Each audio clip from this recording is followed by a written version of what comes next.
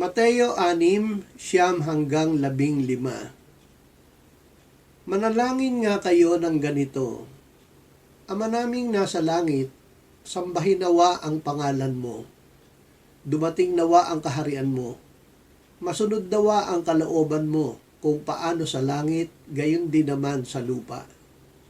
Bigyan mo kami ngayon ng aming pagkain sa araw-araw, at patawarin mo kami sa aming mga utang, gaya rin namin na nagpapatawad sa mga may utang sa amin.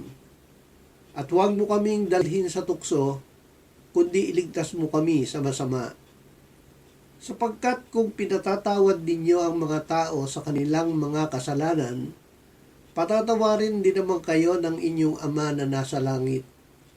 Ngunit kung hindi ninyo pinatatawad ang mga tao sa kanilang mga kasalanan, hindi rin naman kayo patatawarin ng inyong Ama sa inyong mga kasalanan.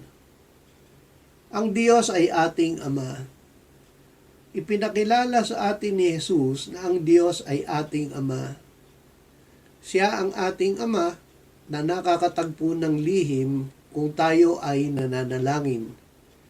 Siya ang nagpapakain sa atin. Ibinigay niya si Jesus na kanyang tanging anak upang tayo na sumampalataya sa kanya ay hindi mapahamak, kundi magkaroon ng buhay na walang hanggan. Siya ang nagpapatawad ng ating mga kasalanan at nagpapagaling ng ating mga karamdaman. Hawak niya tayo at walang sinuman ang makakaagaw sa atin sa kanyang kamay. Ang Ama at ang Panginoong Jesus ay iisa.